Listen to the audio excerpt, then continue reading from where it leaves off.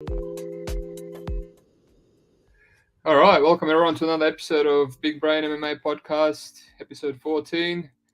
Contender series, Thomas Paull versus Esteban Ribovich. Back from holiday, ready to grind.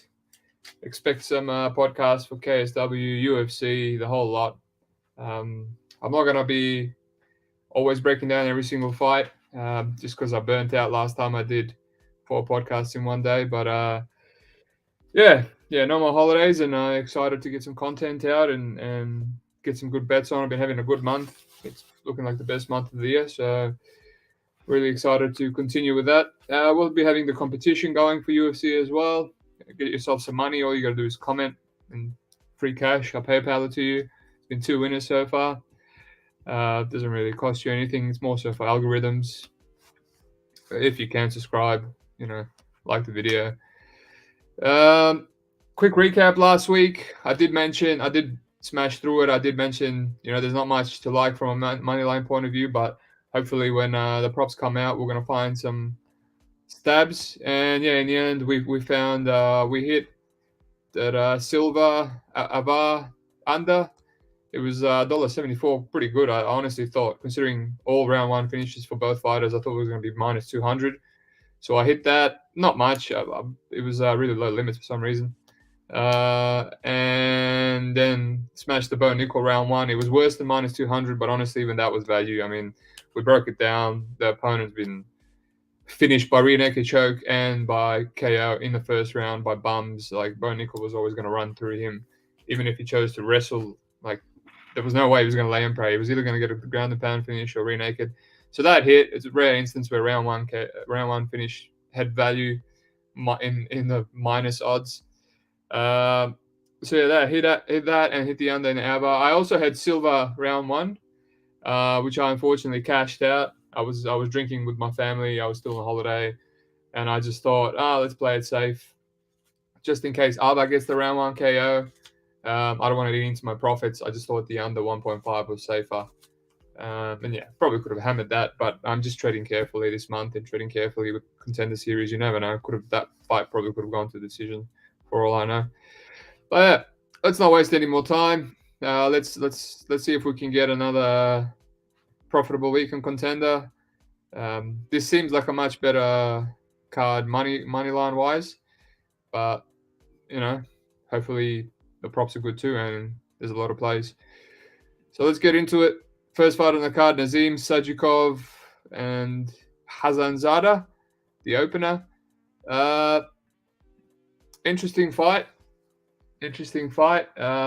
First impression, odds seem a bit wide to me. Yes, I could potentially have Nazim as a favorite. He does seem more physical, more strung together, more composed on the feet. He can strike backwards. He seems very patient. He seems to be more physical, have strong hips, very good takedown defense. He's got good power. The first thing I noticed as a red flag, though, was his first pro loss was a rear naked choke. And then the second fight, he kind of gave up his back again, and it was in a rear naked choke, but he didn't get subbed. And I taped him after I taped Hasanzada. And I was like, okay, Hasanzada has good back takes and whatnot, and he seems to be a jits guy. Not a good look. Kept taping. So then Nazim, the reason I think this is wide is, yes, Nazim is good. He trains at Serra-Longo. He's got all those advantages, but he's not perfect. He's green, and both guys have been fighting cans. And I mean, 4 weeks in a row, we've now learned that you can't have a $1.44 favorite in contender series unless he's someone that's going to steamroll the opponent, unless it's a setup match. We've even seen it with Carpenter. Last week I said Carpenter was finally a guy that I was happy to advocate maybe for putting in parlays. I still had him at minus 200 favorite capped, so I wouldn't have put him in parlays myself. But if you're going to put someone, he had all the advantages, over that short notice Mexican fighter who had really bad takedown defense, and even then he didn't cover his line. And Nazim, yes, he's got power, but he is hittable. He can be hit. He's a bit low output. And Hasanzada, I mean, his early tape is crashing cans, and he's got absolutely minus takedown defense, right? Literally no takedown defense whatsoever. And he does have some nice sweeps and gets on top. And when he sweeps, he's always in mount. He's aggressive. Um, and they're against bums though, and he gets finishes with rear naked chokes and whatnot. But yeah, it's this is I feel like this is a classic case of, you know, seems like a better fighter, more composed, has more skills. But the more aggressive guy in him has Zanzada. You know, he's going to fight for your money, kind of like El Salvador against Ross 2 weeks ago. I know I brought up that last week, but it's a good example. You know, it's a Brazilian with a lot of holes, takedown defense, and Ross seems more technical, but he's got his own holes. And all these guys are contender. They got holes. They're unproven, and it's just I don't see how Nazim covers this line unless he knocks out Hassan in the first round. Which he's knocked out bums, but we might have a war here. And in that last LFA fight, I finally saw some stand up from Ahmad Hassanzada. I mean, every other fight he just runs out, you know, or he runs out, does some crazy stuff, or gets taken down, or he's instantly clinched by the opponents. Like they don't want to stand up with him. And in that LFA fight where he was a decent underdog, we finally seen some stand up, and he seems to be improving. He's got some nice long punches, you know, 1-2s. He's taller, he's the longer man. That might be hard to deal with for Nazim, who is, like I said, very patient, and he looks for counters. But while he's very patient, he doesn't have too much head movement, and he's getting hit. He got dropped in one of the fights by a low-level guy. So it's like, you know, I just see a bit of a back and forth fight here, you know. And in that fight, Ahmad was taken down in every single round in LFA, and he was an underdog, and he still won. He still won because he just did absolute damage to the guy. And he busted him up whenever he was on the feet, and he's very active with elbows off his back as well. He couldn't get any sweeps in that fight, so it's like, you know, he was getting those sweeps against low-level guys, but what if Nazim gets on top? The best Nazim looks, other than knocking people out, is when he gets on top, and he doesn't actively wrestle, but when he gets on top, he kind of goes straight to mount, goes to the back. So they have some similar strengths, these two, but yeah, it's one of those fights based on the number. You got to go for the dog. I can't get the best read, but it just seems wide. There's been a few of them this week, this season of Contender, and you can't go wrong. They've all fought for your money, or they've literally won. Dogs have been winning. So yeah, dog or pass for me. I don't think the line's going to get any wider. I think people are going to start playing Hassanzada. Yeah.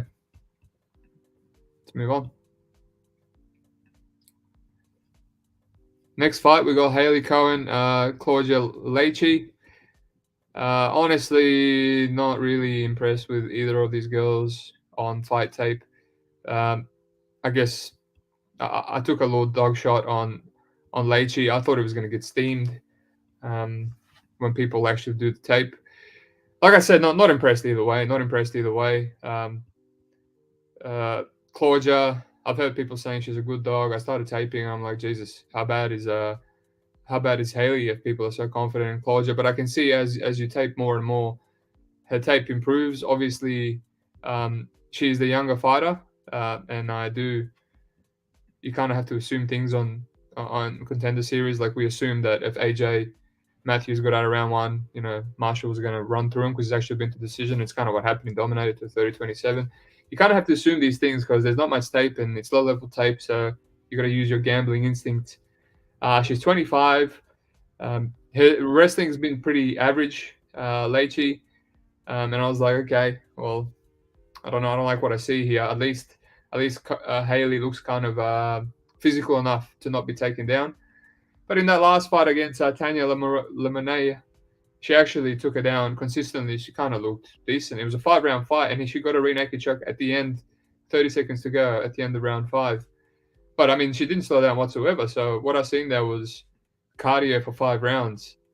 You know, even though I'm not impressed by her athleticism and whatnot or, like, explosiveness, she also seems physical. Both these girls seem very physical, stocky, strong. Haley looks more ripped, but not any more physical whatsoever. She cage clinches quite a lot.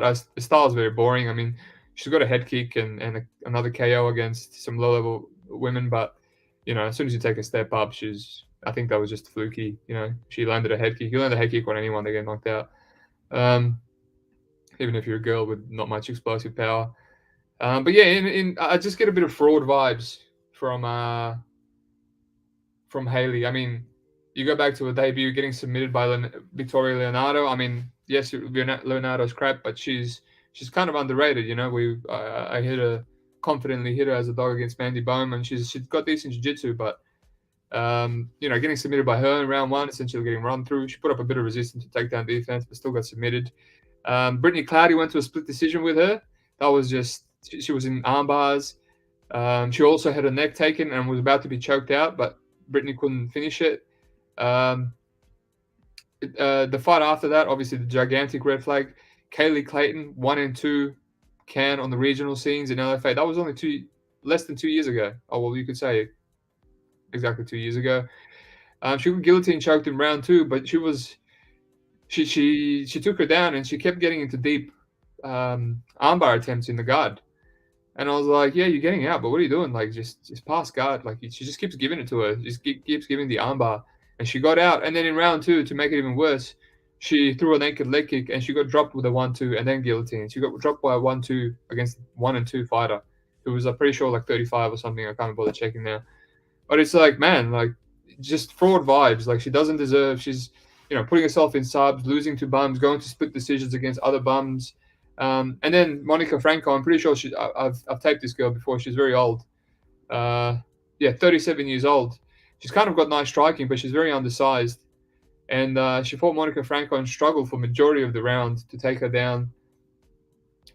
Just held her up against the cage and got a takedown at the end of the round. And then round 2 again, she did the same and then got to the back and submitted her. If anything, the best thing about Haley, I'll say, is she's got a nice back take, but I mean, she really struggles to get the fights to the ground and just a lot of clinching. And I mean, I just see I see both these girls kind of having bad wrestling and clinching each other, and they're both shit at striking. Excuse my language, but you got to say it how it is. And it's a low-level women's MMA fight, and one's a 220 dog. Yes, I could probably, if I'm being generous, I can probably cap Haley as a slight favorite. Because she's had the LFA competition, she's 30. A lot of these girls that are in their prime, they're a bit more strong, whereas the 20-year-olds, they still got some maturing to do and physique to get better, stronger. I could probably have her as a slight underdog, but not a $1.66, moderate favorite. Sorry, not underdog. I wouldn't say favorite. I wouldn't have Haley as that much of a favorite because I just see a striking, a cage clinching fight that goes over. Yeah, just unless something fluky happens. I've never seen Claudia hurt. She had a couple of really bad fights earlier, but I mean, she was like 21, 22. And the last fight was really impressive to me. Yes, it was another bum, but they're both all bums. So it's a dog or pass for me. Not overly confident, half a unit. What could go wrong? Probably sprinkle the decision prop on each woman if you want to minimize your risk. I've just been sprinkling stuff this week on this season. Sorry, on Contender. Just sprinkle the props. You're never too overexposed, and I just keep winning the small props and adds up to a unit and a half, which is I'll take that on 5 low-level fights, every day of the week, and then get my big winnings on UFC a few days later. The over is going to be juiced, no doubt. But yeah, we'll see what the props offer. Probably not much, but it's an easy dog or pass for me on Leitchi. Next fight, Jack Cartwright, Jose Johnson. This is probably, I'm going to say, probably the best fight on the card in terms of high level and whatnot. Like, I know both these guys, they both have a ton of experience outside of UFC on the regional scene and against quite good fighters. I've seen Jack Cartwright when I was taping, Fanny and other Cage Warriors fighters. I was like, oh man, this guy's haven't really heard much about this guy. A lot of these Cage Warrior guys get a lot of hype right before they get signed by the UFC, and on top of that, he's gone to Contender, instead. He kind of reminds me of Jake Hadley. Pressure, he seems gritty, aggressive, good wrestling, but he likes to stand a bit more and he pressures with his striking arsenal rather than just, keeping it technical. And the only time I've ever seen him have any adversity is on his back. Just kind of Jake Hadley again, which is why I smashed Nascimento against him. He will always give up a few takedowns and then he will grind out, rounds 2 and 3 with his own cardio and wrestling and, get the rear naked choke. But Jack, Jack would always finish people. So Jack Cartwright, he pressures, he finishes people. He's got nice boxing. He's got good a head series. He always looks for guillotines, for darces. Good power. On his amateur fight against Dean Begg, that was the other time I've seen some adversity. He was just wrestling the guy, but he just kept putting himself in deep triangles. Right, he was putting himself in like 3 or 4 deep triangles, and the guy even cut the angle, and it's like you're done. There's nowhere to go. Jose Johnson just beat Mo Miller with the exact same triangle, and once he cut the angle, grabbed the leg, and turned, that fight was over. Right, the guy, you can't fight it. It's like if your posture's broken, your legs controlled, you can't stand up. It's locked in, right? And Jack just toughed it out and had 3 different escapes, and even the commentators were like, "This guy's insane!" Like, right, this guy, what a fighter, right? So he's got that grit. I don't think Jose Johnson is gonna sub him, right? If he does play the wrestling game. Now, in terms of getting hurt, I've never seen Jack hurt. Like I said, the only adversity I've seen is, putting himself in a lot of subs in that amateur fight back in 2014. Still won a unanimous decision. Manuel Bilic, he went to a 5-round decision with him. That was like the first in a while because he had all around finishes, and he was just dominating. He's really good at catching kicks, obviously because he pressures and he forces people to throw a kick on the back foot, catches it, they fall down. He was doing good, and then in round 3 he got taken down twice himself. So I was like, okay, so this guy can be taken down, but I haven't seen Jose Johnson go for takedowns at all, right? Even against Lawrence, he got on Lawrence a few times when Lawrence lost position on Contender Series the first time around, and he just didn't want any of it. He's like, stand up, I want to strike. He's a very powerful, long Muay Thai striker with one-punch KO power. So I don't know if he's going to come out and look to wrestle Jack, and even if he does, he's probably going to put himself in positions to get reversed and whatnot. I think his best chance is to stand. And going back to Jack, the other time I've seen adversity was in his last fight against Sylvester Miller, and he won that fight because Miller just kept headbutting. I think he headbutted 3 or 4 times, and in round 4, the judge was like, "That's enough, man. You've been disqualified. I've told you a billion times." But yeah, that fight, I don't know. I think Jack was just on the way to losing that fight. I did watch. I did watch it on times too, but he was on his back on every single round, and he was there for a significant amount of time. I think it seems to be a big weakness for him, and he didn't even hurt the guy. So it was just the guy was very gritty and out gritting Jack. So he might be a bit lucky to get that headbutt DQ. But yeah, other than that, it's just gritty pressure, good striking, works the body, got wrestling, just not that great off his back. In terms of Jose, man, he's very experienced. I remember fighting him on the first time he fought on Contender Series against Lawrence, and that was more so my hand got forced. I was wary of his power, but I've seen him get taken down multiple times, and I got astronomical odds on Lawrence, and I was like, this guy's going to take him down, and there's some value there. Ended up being value. It didn't even hurt him. But yeah, because halfway through taping this fight, I was like, damn, I'm not really going to force the juice on Jack, right? And then I checked the odds, and Jack was a 220 underdog, which kind of surprised me. So I was like, okay, could it be because Jose Johnson has one-punch KO power, and probably because after his Manny Martinez loss, he triangled Mo Miller, who had a lot of hype, and he's a really athletic. It was an undefeated wrestler, but after that, he's lost again after that. And then he one-punch KO Dulani Perry, who's nothing special personally. Could it be that? I mean, we saw how much of a giant favorite he was against Lawrence as well. So it seems like he has a lot of hype on him.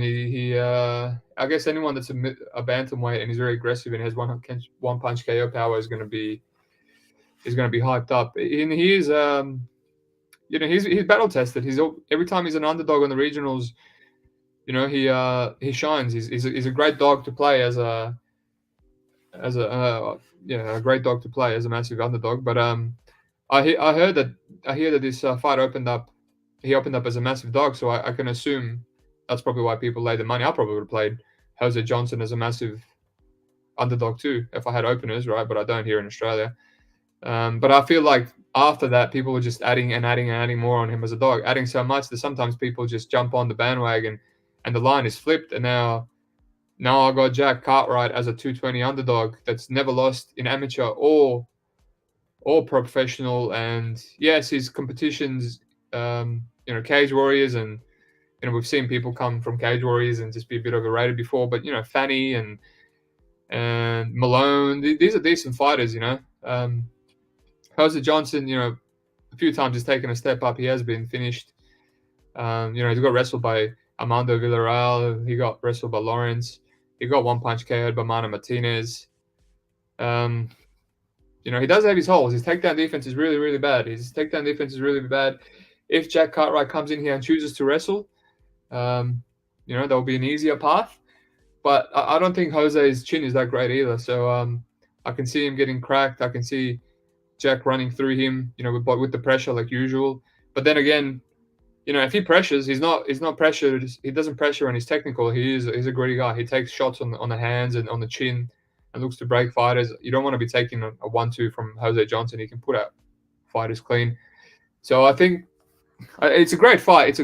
I mean, Jose does have great get-ups, and on the other side, Jack Cartwright doesn't have good control. So it's like, I was just surprised by the odds. Personally, as a worst case scenario, I would have it to pick him. And even then, I'm getting 30 cents on Jack.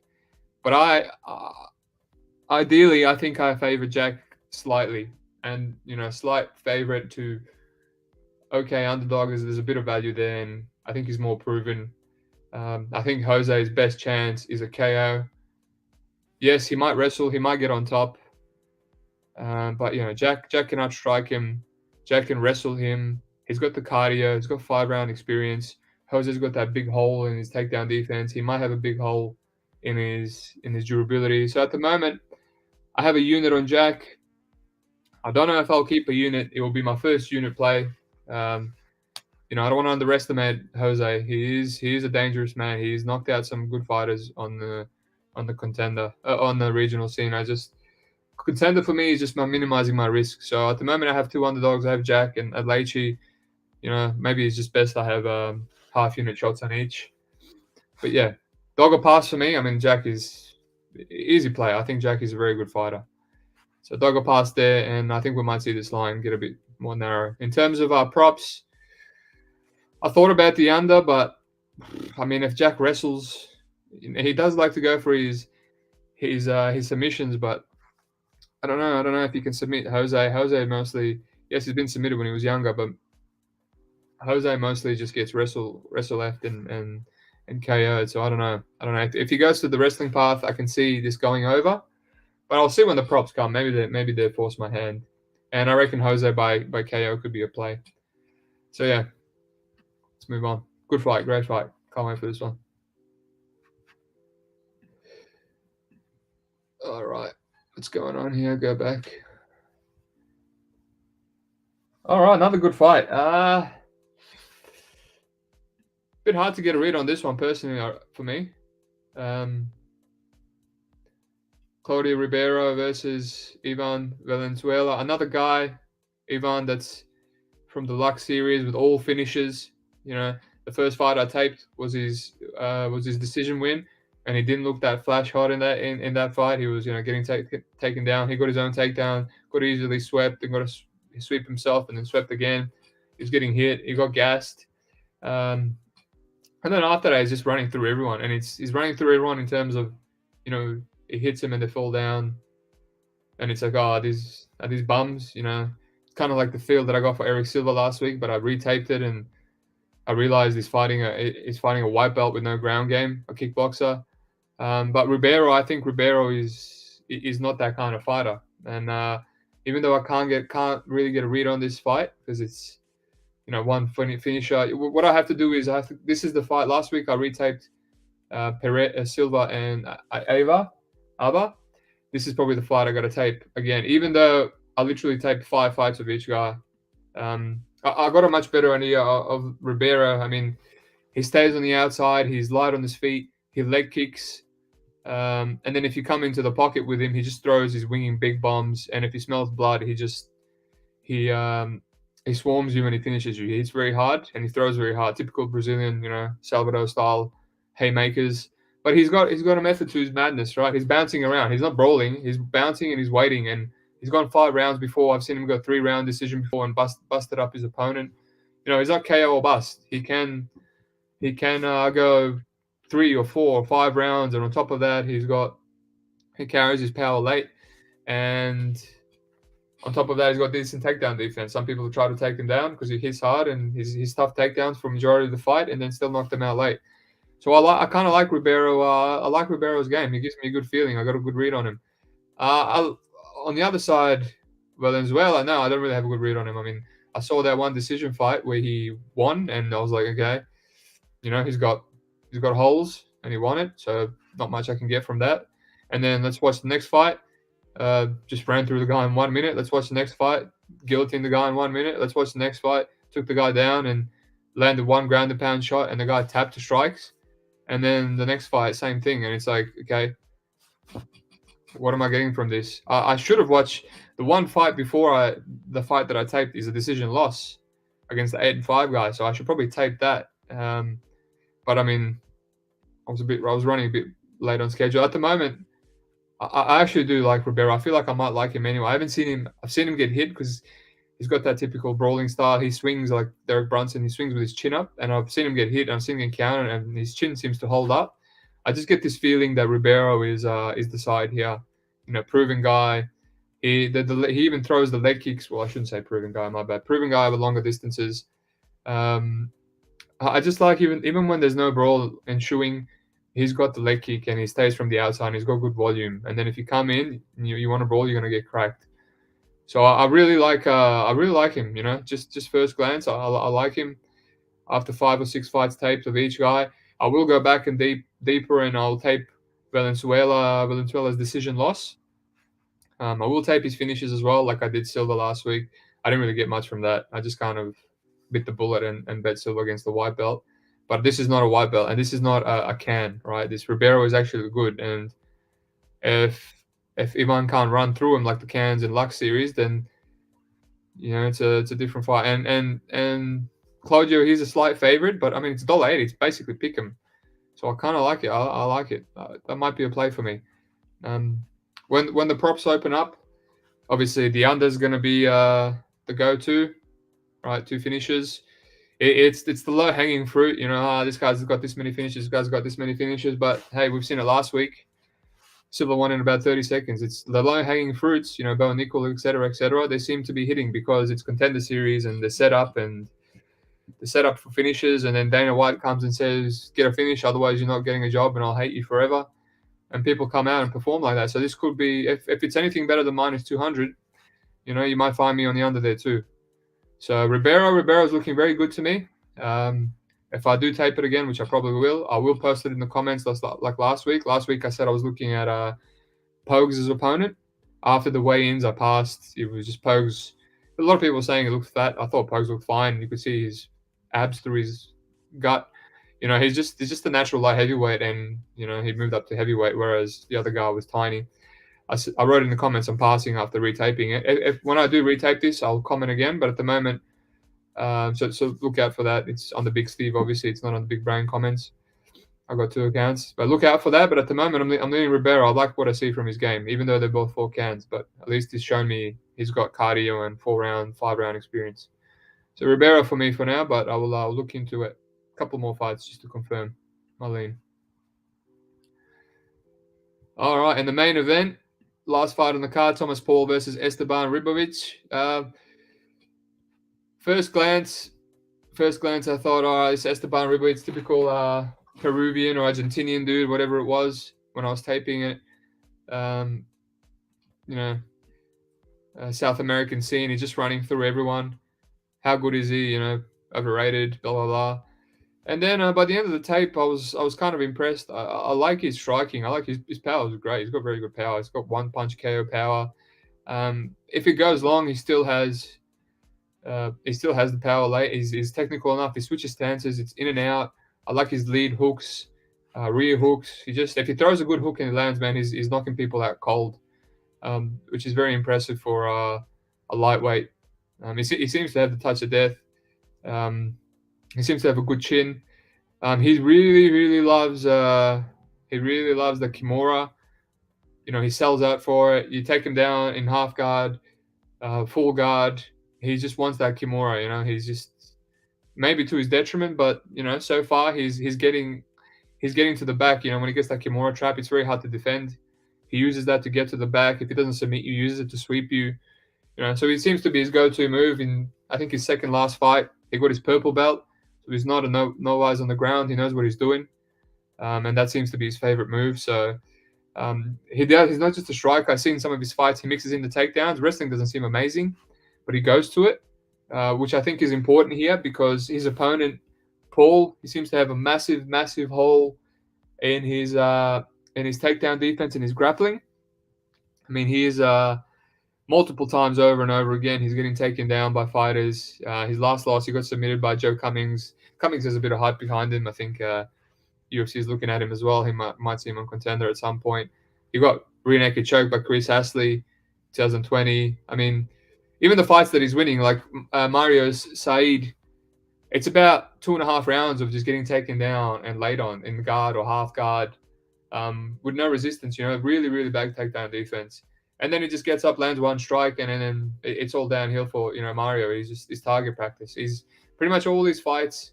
He just pressures. He gets taken down, concedes some bottom time, gets up, pressures, lands something big, either knocks you out cold, or just continues to lose until the damage adds up. Last fight was against Perry Goodwin. He got hurt there, and then he just recovered and then knocked out Goodwin cold, which was very impressive. Goodwin, I mean, he's got a horrible 11-8 record, but he's a Cage Warriors veteran. He's always in scraps, got good power. But essentially, I see a lot of holes from Paull. But I mean, I had Esteban Ribovich. I had him capped as a slight favorite, due to having power and being a bit more, having the ground advantage and the grappling and massive hole in Paull's game. I've even seen Paull KO'd, right? I've even seen Paull KO'd and hurt multiple times. So it just has a lot of holes, He will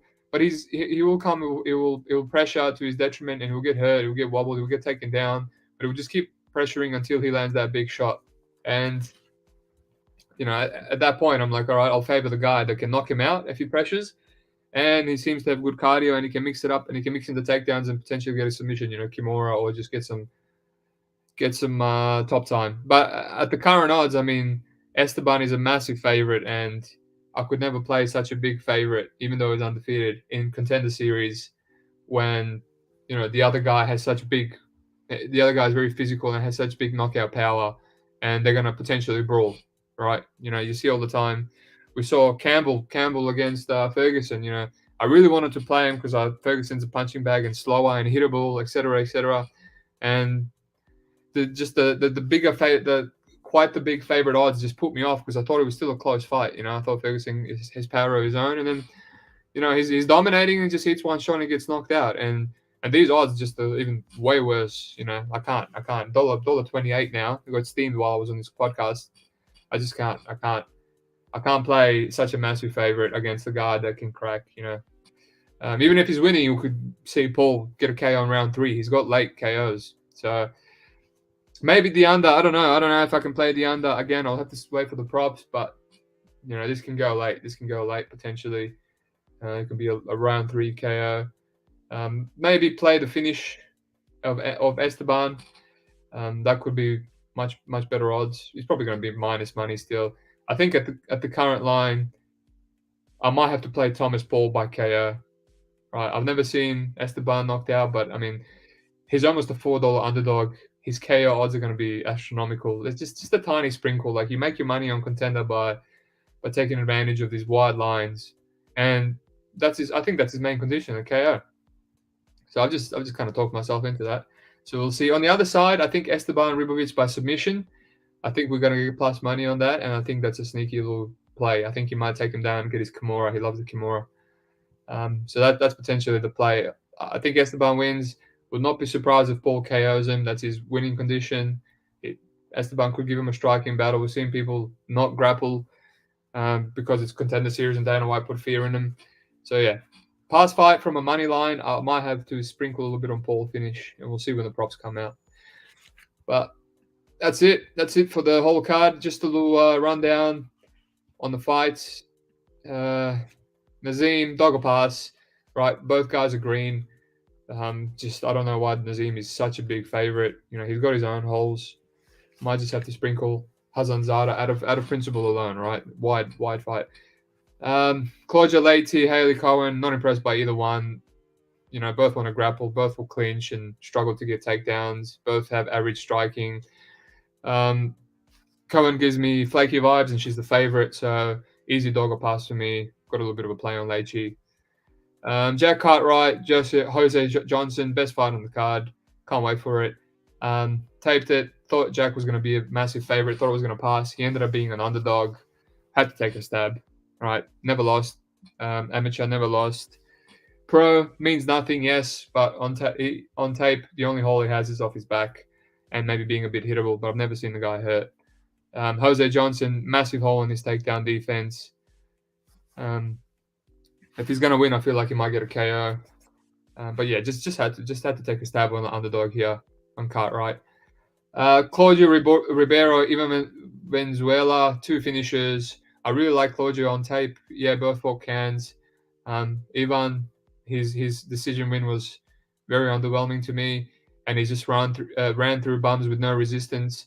The reason I like Claudio, even though he's run through bums as well, he's actually gone to round 4 and 5, and he's had resistance, and I've seen different aspects of his game, and I like what I see. I like he can have a striking battle for 3 rounds on the outside, and he can knock you out. And when he smells blood, he finishes. Whereas Ivan, I feel like, he clips the bad opponents he's facing, and they just kind of quit or they fall apart.